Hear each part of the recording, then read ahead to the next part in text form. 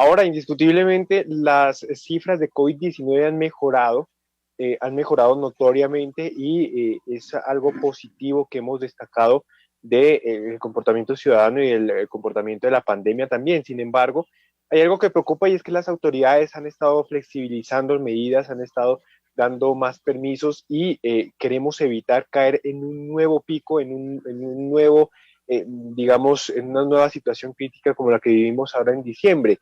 ¿Qué han previsto ustedes en los análisis que hacen del futuro comportamiento de la pandemia? ¿Qué se viene? Y expertos internacionales han dicho que se puede estar previniendo un nuevo pico de la pandemia. ¿Esto es cierto? ¿Qué tan verdadero o qué tan posible es que vivamos otro de estos picos de la pandemia?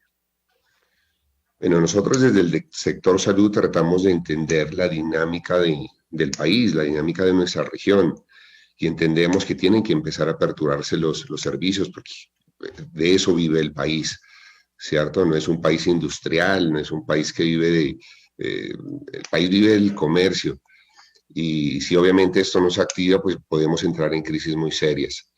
De aquí, como siempre hemos dicho, la base del, del control de esta pandemia, de que no siga expandiendo y generando mayores complicaciones, es del autocuidado. El problema es que nos hace falta un poco de cultura. Yo diría que no tanto un poco, mucha cultura. Y eso es lo que precisamente nos ha llevado a este tipo de complicaciones.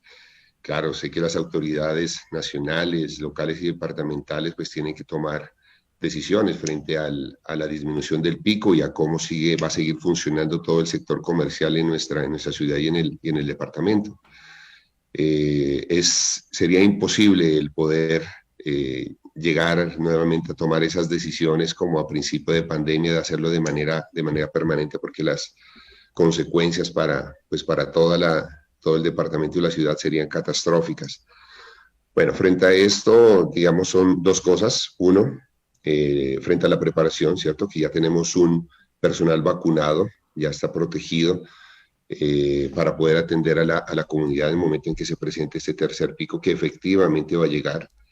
De acuerdo a a los estadísticos pues, que hacen todas estas proyecciones, ya como se han mirado las cosas, se está proyectando que para finales del mes de marzo y principios del mes de abril venga ese tercer pico.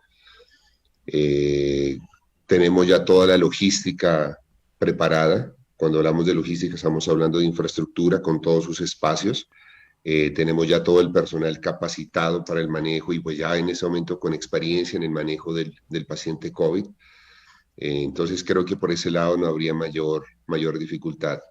Una de las situaciones que nos llevó a complicaciones en este segundo pico fue también el contagio de muchos de nuestros trabajadores, no solamente al interior del hospital, sino a nivel comunitario. La mayor parte de nuestros trabajadores contagiados fueron a nivel comunitario.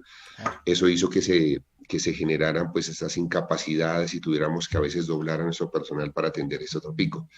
Pero ya con nuestro personal vacunado pues lo vamos a tener todo disponible en primera fila para generar unas agendas que sean adecuadas al trabajo que ellos están haciendo. Entonces el hospital y creo que todo el sistema estamos ya preparados en ese momento en la llegada de este siguiente pico que va a llegar, o sea, va a llegar, en eso no hay discusión, pero obviamente el tema de vacunación hace que tengamos todo nuestro personal al 100% al frente de la línea.